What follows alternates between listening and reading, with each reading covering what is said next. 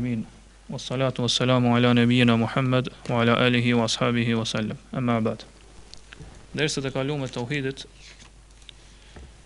kemi sqaruar dhe kemi shpjeguar se si autori Muhammed ibn Abdul Wahhab, Allahu mëshiroft, e ka treguar se çka është tauhidi dhe çka është realiteti i tauhidit. Do çka do thot tauhid? Kemi thënë që tauhid do thot me adhuru Allah subhanahu wa taala.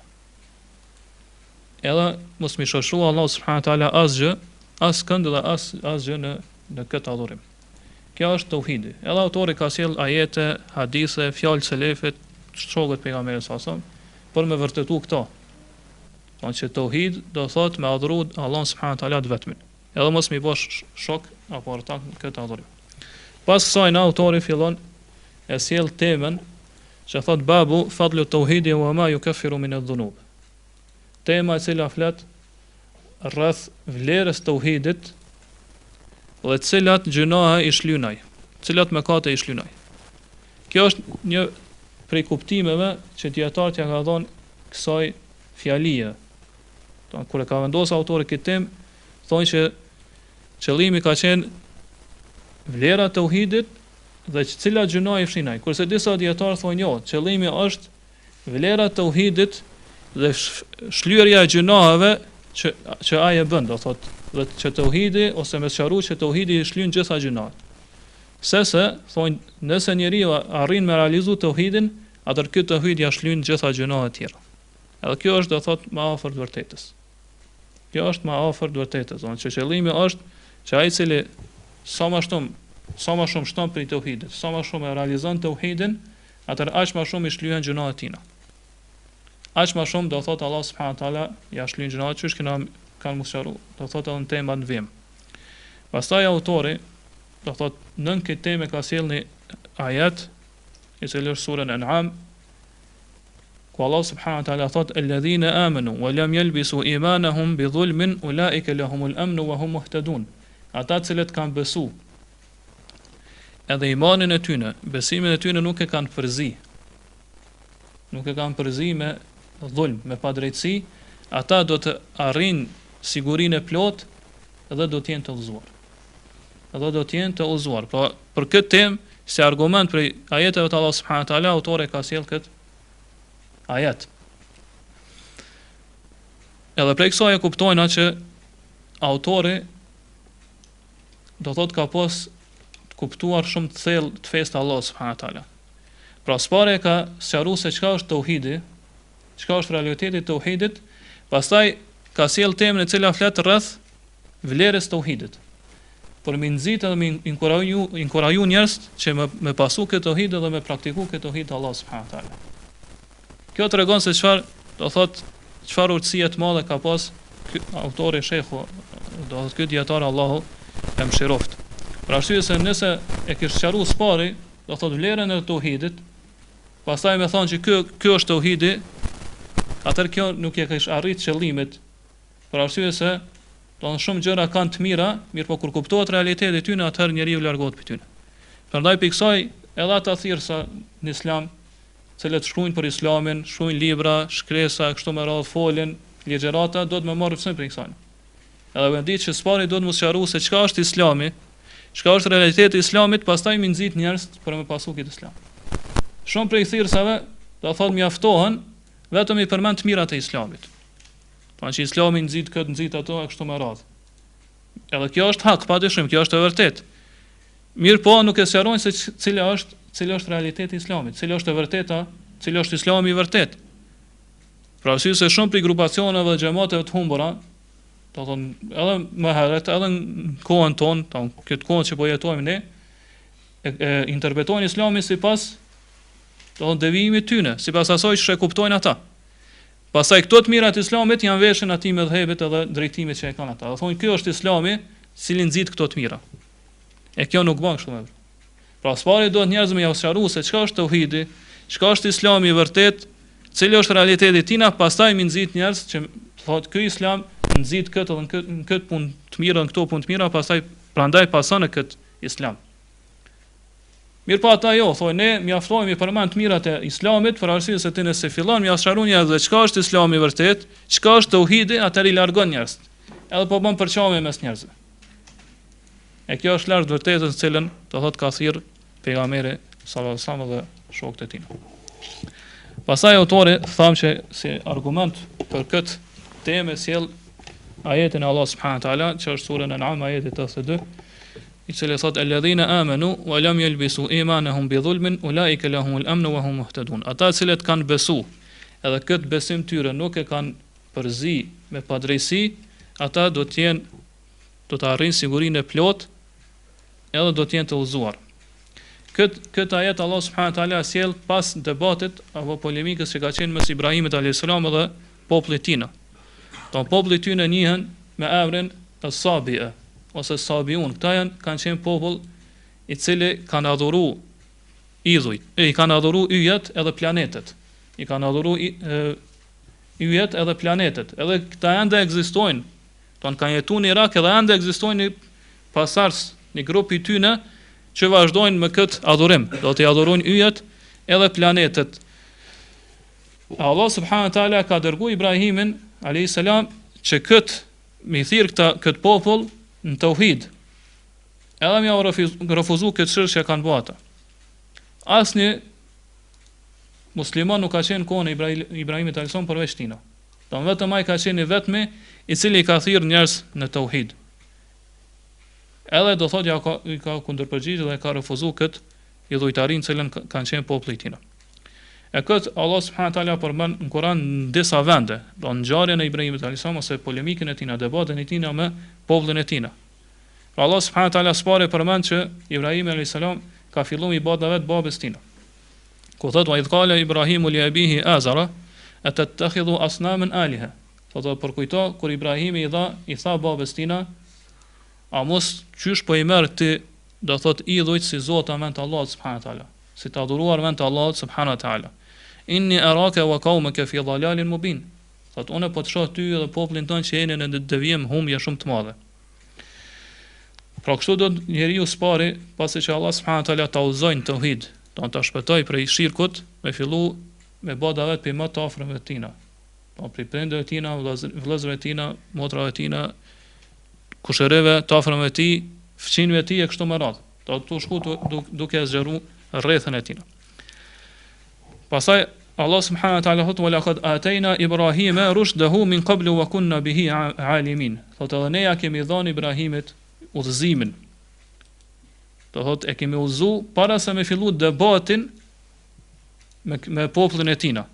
Wa kunna bihi alimin, edhe kemi qenë do thotë dishëm për të, për Ibrahimin, do thotë që ai meriton këtë udhëzim prej Allahut subhanahu wa taala. Idh qala li abihi wa qaumihi ma hadhihi at-tamathil allati antum laha aqifun.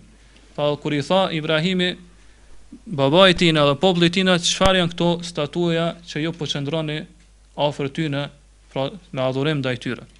Pra këto i tregon Allah subhanahu wa taala që Ibrahimi do të zgjeroj atë rrethën e davetit, edhe ka filluar mi bë davet edhe popullit tina. Pastaj Allah subhanahu wa taala thot wa kedhalika nuri Ibrahima malakutas samawati wal ard. Kështu thot ne ja mësuam Ibrahimit mi pa ato sundimet e Allah subhanahu wa taala që janë tokë dhe në qiell. Don Allah subhanahu wa taala këtu po tregon që i ka dhënë dije të mëdha Ibrahimit alayhis salam. Me qëllim që ai do thot të jetë i gatshëm me bardh këtë do shpalljen edhe mesazhin prej Allah subhanahu wa taala dhe mi thirr njerëz te Allah subhanahu wa taala. Gjithashtu të jetë i gatshëm me debatu me popullin e tij. Wali yakuna min al-muqinin, thot edhe që të jetë prej atyre që janë të bindur. Thot që në zemrën e tij mos të ketë kurfar dyshimi, mos ketë kurfar me dyshje, kurfar luhatje, po të jetë i bindur në argumentet e Allahut subhanahu wa taala. Pastaj e tregon debatin që Ibrahimi e ka filluar me popullin e tij. Thot falamma janna alayhi al-layl, thot edhe kur vërsua nata, ra'a kawkaba. Thot Ibrahimi e pa një yll. Fa qala hadha rabbi, edhe tha kjo është Zoti im. Këto Ibrahimi e ka bë, do thon formë debati me popullin e tij. E jo që thonë disa pi filozofëve apo aty në pasuesve të ilmul kelamit, do pi bidaxhive të muslimanëve, filozofë musliman, që thonë Ibrahimi këto e ka bë për me arrit deri te e vërteta. Me shirtu argumentet, faktet e Allah subhanahu wa taala që janë qiell dhe tokë dhe me arrit deri te e vërteta që vetëm Allah është Zot. Jo. Kjo është gabim. nuk e ka vepruar këta Ibrahim alayhis për arsye se ai ka qenë i udhëzuar më herët, çu tham ajetin më lart. Paqë Allah subhanahu wa taala ka udhëzuar Ibrahim, ja ka dhënë udhëzimin më herët para se me fillu debatin me popullin e tij. E kjo është, do të thotë edhe ajo bazat e ta ehlul kelami, don këta që besojnë filozofi për muslimanëve, ose islamin mundon me interpretu përmes filozofisë. Thonë njeriu s'pari, don esenca thonë te njeriu është dyshimi. Pastaj duke shikuar argumente në faktet e Allah subhanahu wa taala që janë në ajetet e Allahut që janë qenë tokë arrin deri te bindja që Allah është krijues. A është, do të thonë në Islam është e kundërta, që esenca e njeriu është imani, besimi. Pastaj në bazë të ideologjive, dyshimeve që i futen në zemrën e tina, prishet natyrshmëria e tina dhe devijon. Kështu Allah subhanahu wa taala po tregon që Ibrahimi e thon kur e ka pa yllin, thot ka thonë kjo është Zoti im. Pra si debat me popullin e tina. Falamma afala, mirë po thot pasi që u fsheha ylli, thot perandoj, qala la uhibbu al-afilin. Ka thonë Ibrahimi e thon unë nuk i dua, nuk i pranoj ata të cilët do thot fshehen edhe perandojnë. Ibrahimi ka dashur me u tregu popullit vet se sikur të kishin ky yll Zot, atë nuk i fsheh, mirë po kishin qëndruar vazhdimisht në qiell. Dhe kjo tregon që do thot ai nuk i takon rububia këtij ylli, do nuk i takon që ai me kon Zot i cili adhurohet. Ai ka thonë la uhibbul afilin, nuk i dua ata që perandojnë apo që fshehen. Falamma ra'a al-qamara bazighan qala hadha rabbi. Thot mirë po pastaj e po thot pas yllit doli hana. A thot doli, do thot hana, do thot edhe ndryshoi edhe e shëndritshme. Thot kështu Ibrahimi ka filluar do thot gradualisht me debatu me popullin vetëm i tregu që ato që po i adhurojnë jo nuk e meritojnë me adhuru, se meritojnë me kanë të adhuruar, Zoti në vend të Allahut subhanahu wa taala. Çka ka thon kur e ka pa hanën, ka thon kjo është Zoti im. Mirë po falama afala, gjithashtu kur edhe hana perandoi, do thot edhe hana u fsheh pas horizontit, qala la in lam yahdini rabbi la yakunanna min al-mushrikin min al-qawmi adh-dhalin. Thot nëse Allah nuk, Zoti im nuk më udhëzon mua, atëherë unë do të jem prej popullit të humbur apo të devijuar. Pra Ibrahim ka dashur më tregu që edhe kjo hanë cilën ju po adhuroni do të menaxhohet apo drejtohet nga dikush tjetër, po pe Allah subhanahu wa taala. Nuk i takon kësaj hane cilën ju po adhuroni që ajo me drejtu apo me menaxhu kozmosin këtë gjithësinë cilën do të ka krijuar Allah subhanahu wa taala. Pastaj thot falamma ra'a ash-shamsa bazighatan. Pas kësaj thot pasi që e pa diellin i cili do thot ishte edhe më i shëndrueshëm se sa hana, kështu do thot Ibrahimi u zhvendos pastaj do të gradualisht tek planeti më i madh cilin e shohin njerëz prej me sy të lirë prej tokës. Do të dashni me tregu që nëse këtij planeti nuk i takon, do thot me kon i adhuruar vend Allah subhanahu wa taala, atë çdo kush që është më i vogël se ky ose me ndriçim më të pak se ky nuk i takon me kon Zot në vend të Allahut subhanahu wa taala. Prandaj tha kur e ka pa falamma afalat, kur e ka pa që do thot edhe dielli po perandon, edhe dielli do thot po fshehet pas kodrës ose pas horizontit, thot inni beri'un mimma tushrikun. Ju ka thon popullet vet, un jam larg, jam i distancuar prej asaj pishirku që ja bën Allah subhanahu wa taala. Jam i, do thot unë e bojkotoj apo distancon na largonash prej atij shirku ose shoqërimi që jo Allah subhanahu wa taala e bën në adhurim përmes këtyre yjeve apo planeteve. Alayhiselam. Edhe vazhdon thot inni wajhtu wajhiya lilladhi fatara as-samawati wal ardha. Thot unë mirë po thot unë e drejtoj fytyrën time vetëm tek ai i cili ka krijuar qiejt edhe tokën. E ky është Allahu subhanahu wa taala. Ky është ai i cili do thot i ka krijuar qiejt edhe tokën. Fjala fatara, do të fatara as-samawati wal ardh, qëllimi është i ka kriju pa një shembull të mëhershëm. Do të i ka shpik qiejt dhe tokën. Nuk ka marr Allah subhanahu wa taala s'ka pas shembull dikon më herët çysh me kriju qiejt dhe tokën. Mirë po ka qenë gjitha krijim shpikje prej Allahut subhanahu wa taala. Pra këtu ka dashur me tregu që vetëm ai, pra vetëm Allah subhanahu wa taala është që meriton adhurimin, ibadetin, kurse gjithë të tjerë veç tina që janë yjet apo planetet, këto janë krijesa, do nuk e meritojnë adhurimin. Këto janë krijesa të cilat Allah subhanahu wa taala i drejton. Dhe nuk janë ato të cilat do thotë e drejtojnë ose menaxhojnë veten e tyre apo të tjerë për vetes tyre. Mirë, po Allah subhanahu wa taala është ai i cili i drejton ato. Thot Hanifen, thot po I drejton Allah subhanahu wa taala hanifen, duke qenë hanif. Çka është hanif? Do thot ai I cili kthehet e I drejtohet vetëm Allahut subhanahu wa taala, edhe largohet për çdo kujt tjetër përveç Allahut subhanahu wa taala. Kjo është me qenë hanif. E jo që kanë kuptuar disa që ka thonë Ibrahimi u kon hanefi. Se këto po thot Ibrahimi un jam hanif, jam hanefi. On hanif është ai I cili është besim drejt. Do që I ka drejtuar vetëm Allah subhanahu wa taala dhe është larguar me zemrën e tina për çdo kujt tjetër, do të madhurimin tina për çdo kujt tjetër veç Allahut subhanahu wa taala.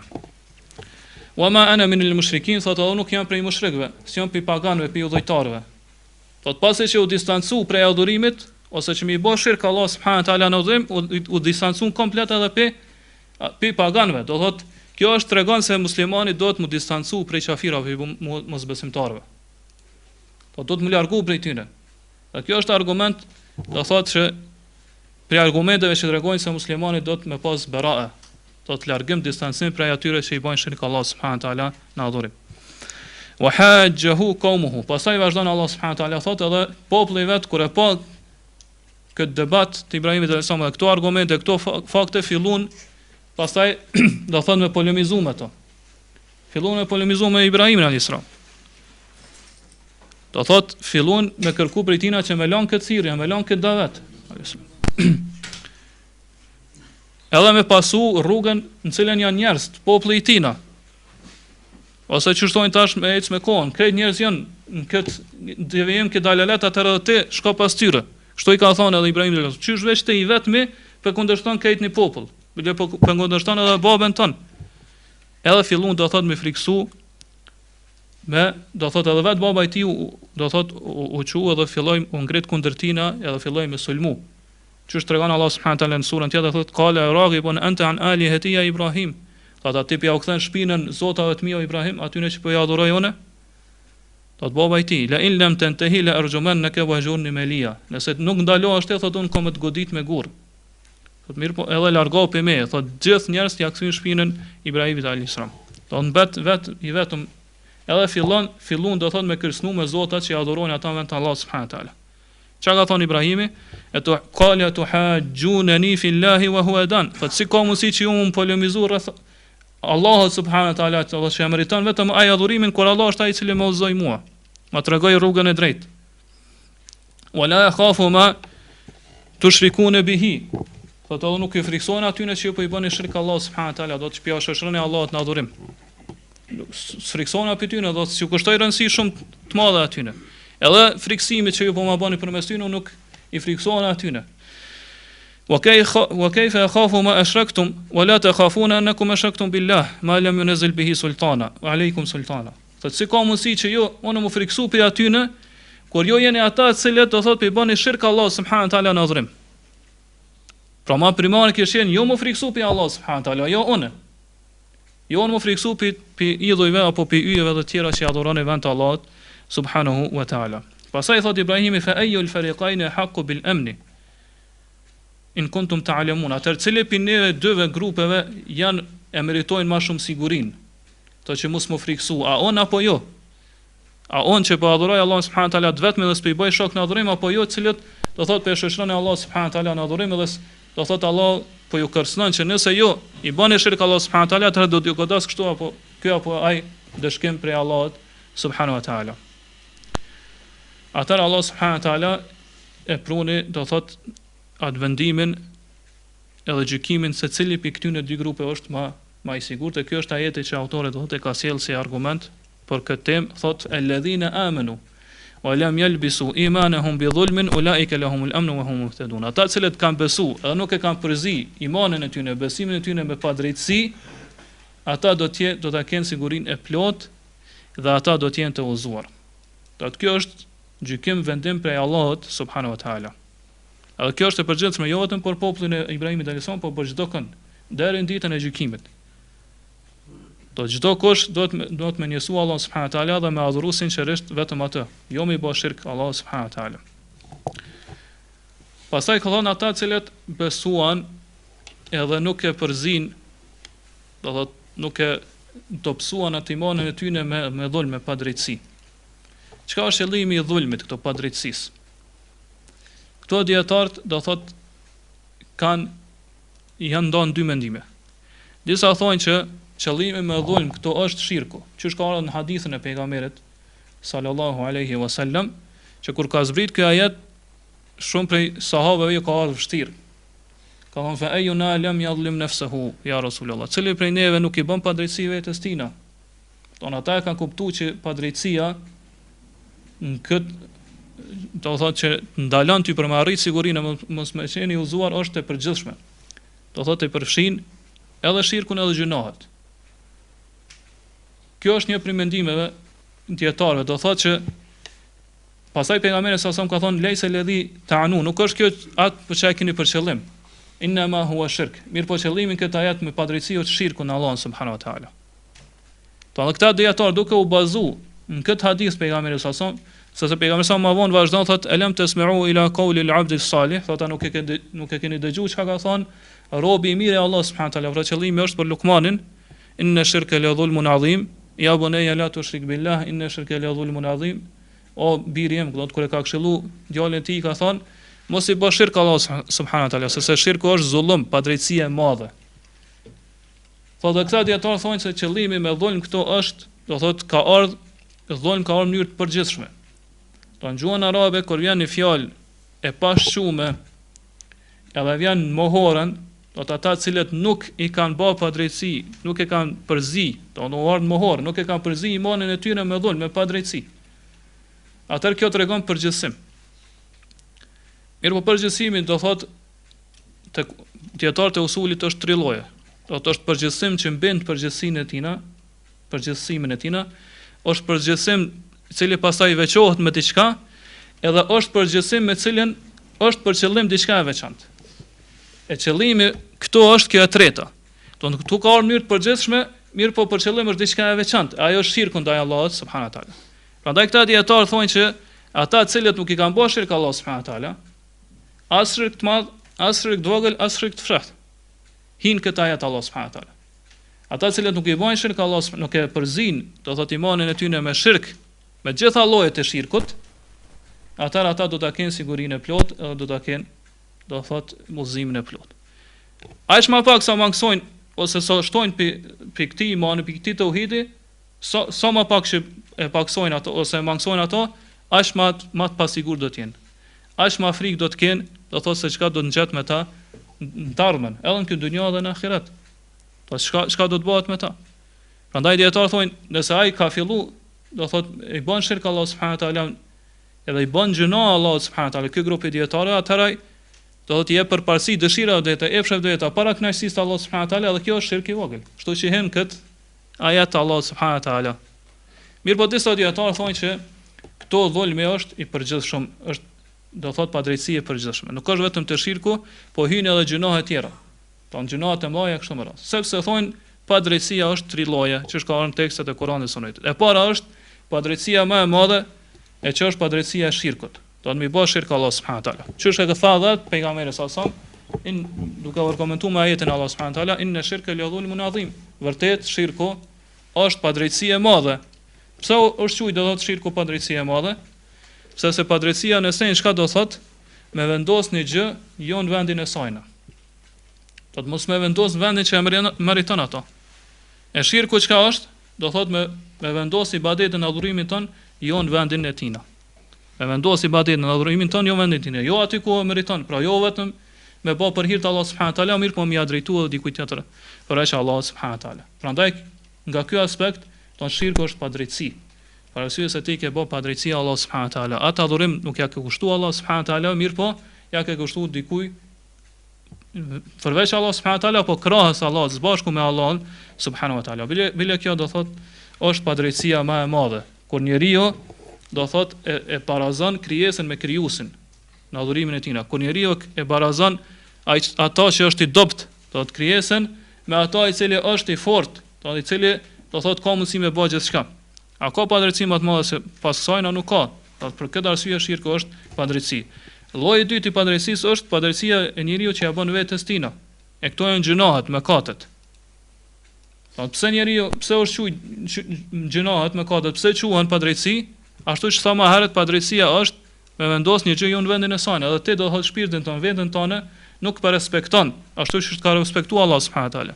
S'po i bindesh Allah subhanahu wa taala me adhurime, mirë po bën gjëna, do thot pe vendos veten tënde, edhe pe ekspozon para ndëshkimit të Allahut subhanahu wa taala. Do thot pe shfaq edhe pe ekspozon para ndëshkimit të Allahut subhanahu wa taala. Obligimi jote është me shpëtu veten tënde për ndëshkimit të Allahut subhanahu wa taala, për ndënimit të Allahut subhanahu wa taala.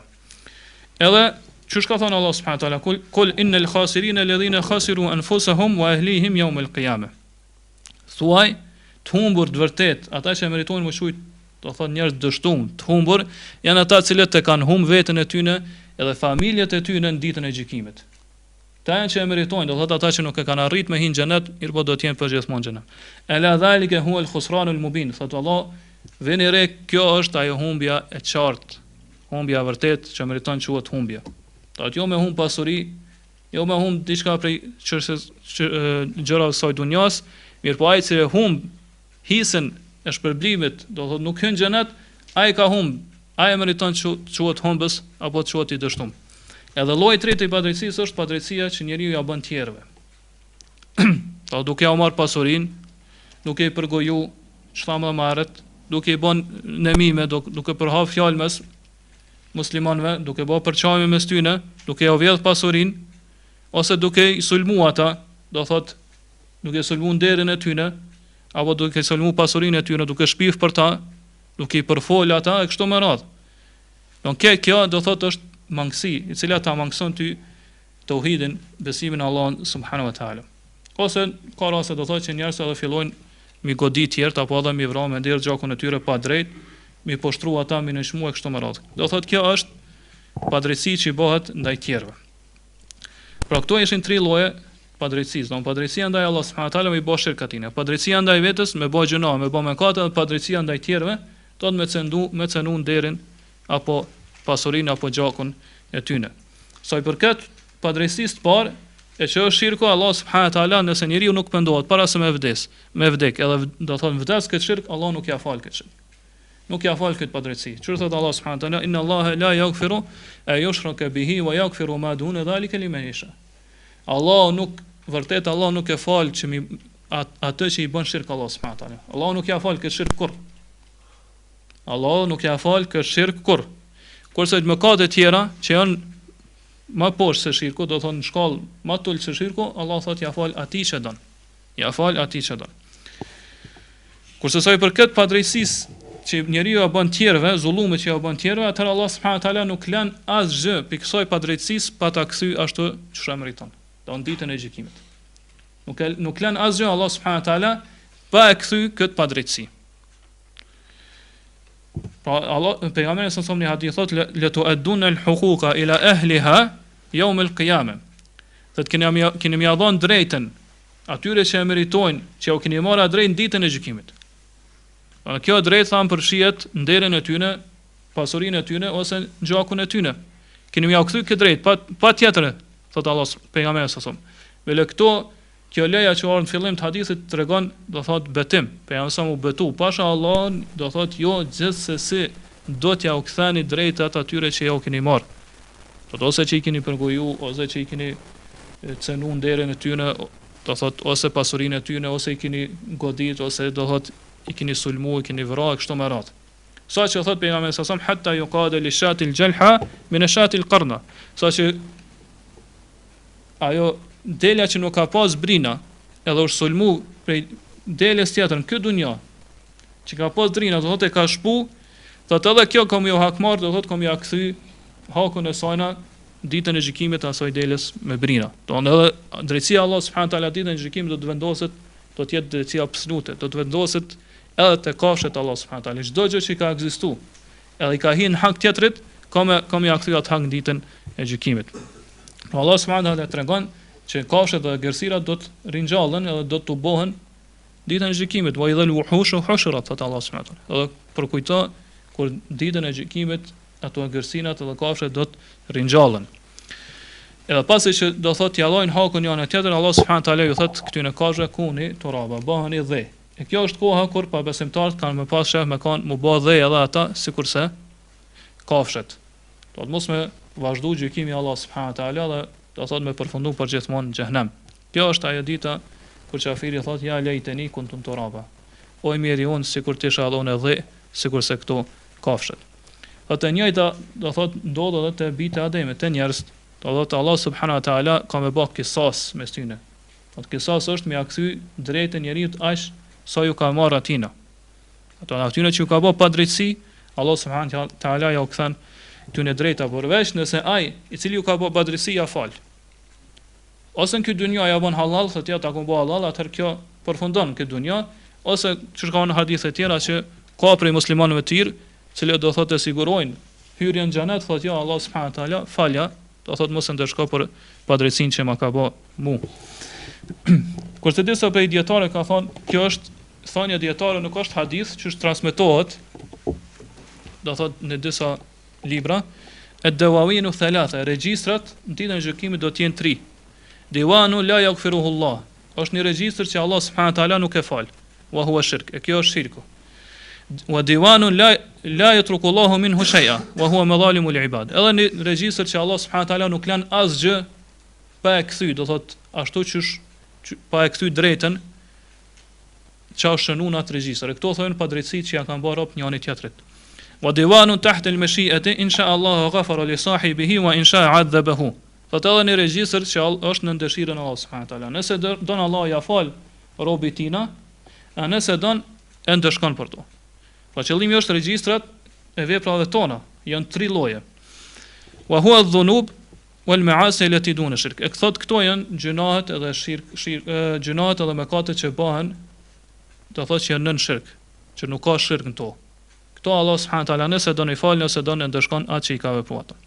Pra, kuptimi i fjalëve të Allah subhanahu wa taala, "Wa lam yalbisu imanahum bi dhulmin", ata cilët nuk e kanë përzi imanin e tyre me dhulm, pra se kanë përzi imanin e tyre me shirk. Kjo është që e kanë komentuar disa prej dietarëve, edhe që e kanë komentuar vetë pejgamberi sallallahu alajhi wasallam, mirë po, do thamë që disa dietarë kanë thënë që këtu hin gjitha padrejtësi, gjitha këto 3 llojet e padrejtësisë. Pastaj Allah subhanahu wa taala thot: "Ulaika lahumul amnu", ata do ta kenë sigurinë. Ata do të arrijnë sigurinë. Çka është qëllimi me këtë siguri? Do të është siguri e plot, do të siguri e pa kufizuar, apo është siguri e mangët? Do të është siguri e plot që ata nuk do të shkohen kurrë prej Allah subhanahu wa taala, apo do të është qëllimi për siguri, do thotë që është e mangët. Kjo është çështë sqaruar më herët në varet, do thotë prej 2 tefsireve që ja kanë dhënë dietarët. Do nëse ai e ka realizuar tauhidin, se qëllimi me realizimin e tauhidit, to është vlerën e tauhidit, është do të thonë 3 lloje të tauhidit. Nuk është vetëm lloji i tauhidit që është në uluhia. Mirë është tauhidi rububia, tauhidi uluhia dhe tauhidi asma wa sifat. Do të më njësu Allah subhanahu wa taala në zotrim, më njësu Allah subhanahu wa taala, do të më besu si Zot në uluhia, në adhurim, do të më njësu me adhurim edhe në emrat dhe cilësitë e tina. Në emrat dhe atributet e cilësitë e Allahut subhanahu wa taala. Ai se le arrin me realizu këtë tauhid, pra të plot, duke u largu për krejt shirkut në këto 3 tauhidet, gjithashtu edhe për gjunohet më edhe pa drejtësive ndaj vetës, edhe pa drejtësive ndaj tjerve, ai do të ketë siguri të plot edhe do të ketë udhëzim të plot. Ai cili mangson, ai sa mangson për kësajna, ai edhe do të ketë, do thot frikë ose jo siguri apo pa siguri.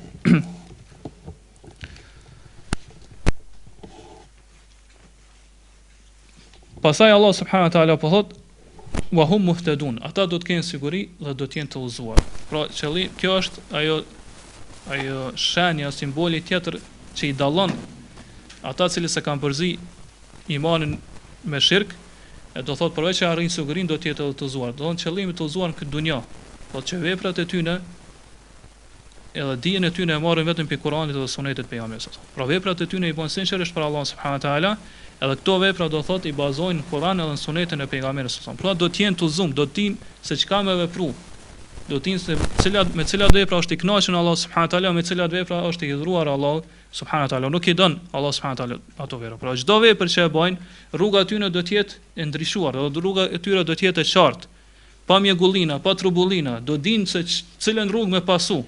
Kjo është ai i cili do thot Allah subhanahu wa taala, do të shpërblimin e dytë që jep këtyre njerëzve është që ata do të jenë do thot të udhëzuar. Ata do të jenë të udhëzuar në këtë dunjë, po do të jenë të udhëzuar edhe në ahiret. Po disa dietar ka thënë që siguria është qëllimi për ahiret, kurse udhëzimi për këtë dunjë. Do të jenë të udhëzuar në këtë dunjë dhe do të jenë sigurt në ahiret.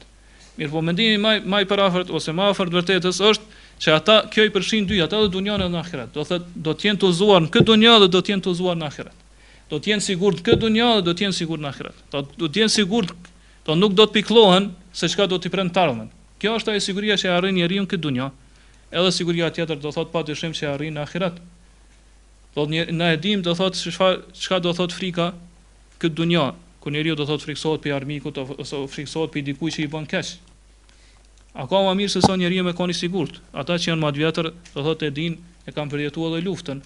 E din se çfarë frike kena pas na gjatë luftës, mirë po e din thash çfarë sigurie ka.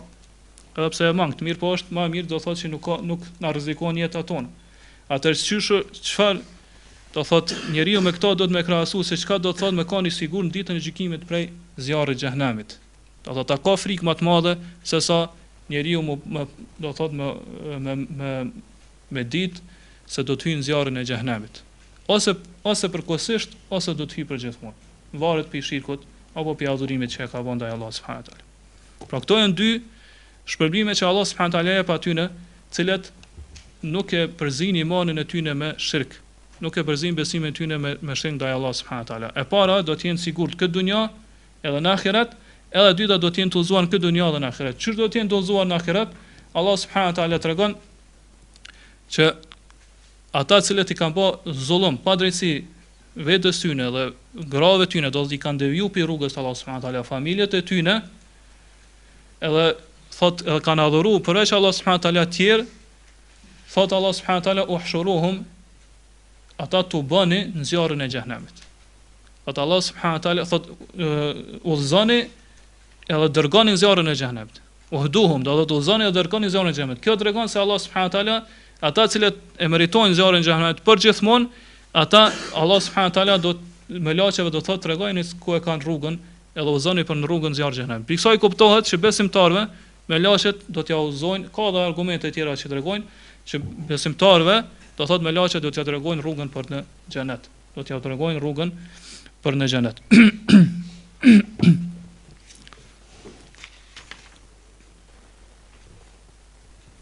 Pra Allah subhanahu taala këto po tregon se ai i cili e pason Kur'anin, ai i cili e pason sunetin e pejgamberit sa ai nuk do devijoj as këtë dunjë, edhe do të jetë i sigurt, nuk do të jetë fatkesh në ahiret. Në një ajet tjetër Allah subhanahu taala thot: "Fa imma ya'tiyannakum minni hudan, faman ittaba'a hudaya fala yadhillu wa la yashqa." Thot juve, kur ka zbrit Ademin alayhis salam me havën pe xhenetit, thot juve do t'ju vi udhëzim prej meje. Do dërgoj pejgamber, do zbres libra që njerëz me ditë se si me adhuru Allah subhanahu taala, si me njoft Allah subhanahu taala, çka kërkon Allah subhanahu taala për neve, çka jo, çka na ndalon e çka jo. Faman ittaba hudaya, thot Allah subhanahu taala, ai i cili e pason udhëzimin tim, pra i pason pejgambert Allah subhanahu taala, i pason librat e mi, fala yadhillu, nuk do të jetë i humbur këtë dunjë, nuk do të jetë i humbur, wala yashqa, edhe nuk do të jetë, do thot fatkesh, i pikëlluar në ahiret. Do të jetë i lumtur edhe në këtë dunjë, po do të jetë i lumtur edhe në ahiret. Pastaj autori do thotë se vazhdon me cek hadithet, cilët argumentojnë për këtë temë që ne ka vendosur më një herë pas kitabut tauhidit. Inshallah për to do të vazhdojmë derisa të ardhshme. Allahu alem wa sallallahu ala nabina Muhammad wa ala alihi wa ashabihi wa sallam.